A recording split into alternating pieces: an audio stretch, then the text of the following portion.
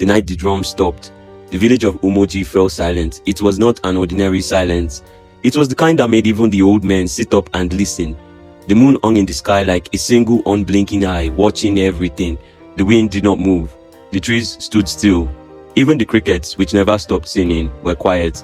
People gathered in front of their huts, whispering to one another. The great talking drum of the village had always spoken at night. It called out during festivals. It warned of danger. It told stories of the ancestors. But tonight it said nothing. Chief Okonkwo, the oldest man in the village, sat on his wooden stool outside his obi. His face was hard, his eyes deep with thought. "This is not good," he said in a low voice. "Something is wrong." The priestess of Agbala, the great oracle, stepped forward, a white wrapper dragged on the ground as she walked. She raised her arms and spoke in a voice that made the children cling to their mothers. "The ancestors are watching. Her hand has touched what should not be touched." People gasped. Some covered their mouths. Others looked at the ground, afraid to meet her eyes. Nosu, a strong farmer, clenched his fists. He had worked all day in the yam fields and wanted to rest, but now his heart was heavy. He looked at his son Obika, who stood beside him. The boy's face was dark with fear. "What does this mean, mother of spirits?" Chief Okonkwo asked the priestess. "Why have the drums gone silent?" The priestess did not answer at once. She turned to the sacred grove, where the trees grew thick and no one dared to enter after dark. The villagers followed her gaze. A cold wind blew through the village at that moment and someone shivered. Then the priestess spoke again. "The gods are angry. A secret has been broken." The people of Umoji looked at one another. Who had done something to anger the gods? What secret had been broken? From somewhere deep in the forest, a low sound rumbled. It was not the drums. It was something else, something no one had heard before. And then, as suddenly as it had come, the wind died. The night remained still. But the people of Umoji knew that nothing would ever be the same again. The first time Obika heard the whisper, he thought it was the wind. But the second time, he knew better.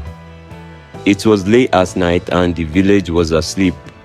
Obika lay on a mat inside his father's hut, staring at the roof. He could not sleep.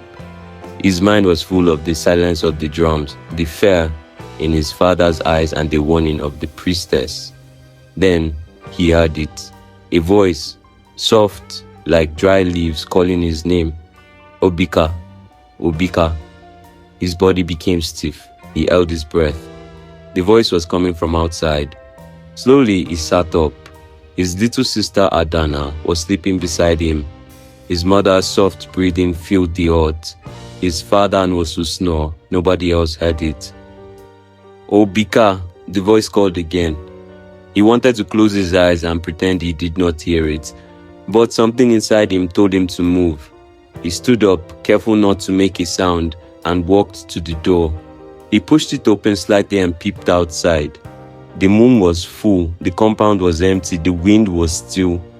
Then he saw it. A shadow stood at the edge of the forest. It was not a person, it was not an animal. It was tall, thin, and covered in darkness. Its head was like smoke, shifting and changing shape. Obika's breath caught in his throat. His legs felt weak. He wanted to run, but his feet would not move. "Obika," the shadow spoke again. "Come." His heart pounded. His hands felt cold. He wanted to shout for his father, but his voice refused to come out.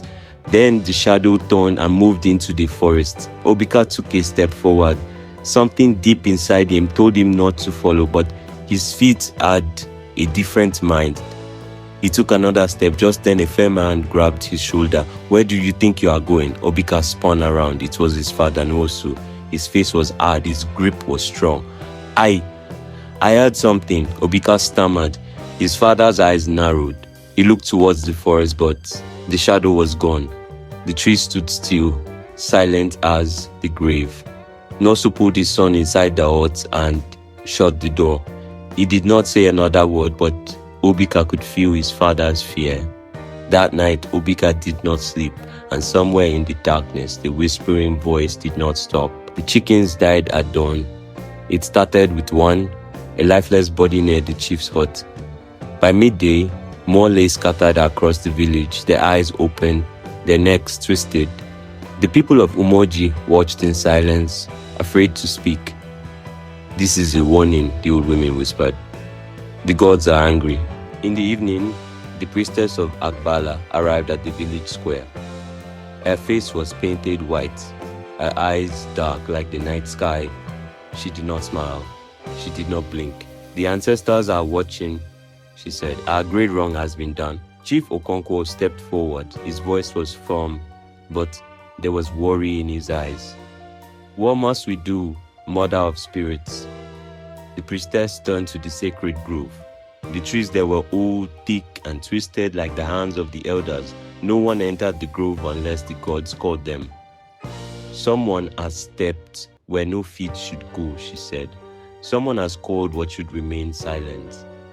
The villagers looked at one another, fear growing in their hearts. Then Nwosu's voice rang out. "Obika!" Every head turned. Obika felt his heart stop. His father's eyes burned into him. His hands became cold. He knew what was coming. "The boy tried to leave the hut last night," Nwosu said. "He heard something. He wanted to follow it." Murmurs rose among the villagers. Mothers pulled their children close. The men frowned. The priestess stepped toward Obika. "What did you hear, child?" Obika lowered his head. He did not want to speak.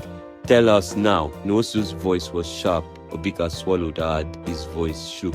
"It called my name." The whispers grew louder. The priestess's face did not change. She closed her eyes, then spoke in a voice that made the air heavy. "The spirits have chosen." Chief Okonkwo frowned. "What do you mean?" "The boy has touched the unseen," she said. "If the gods are not pleased, more than chickens will die." The village fell silent, and as the sun set, a new fear settled over Umoji.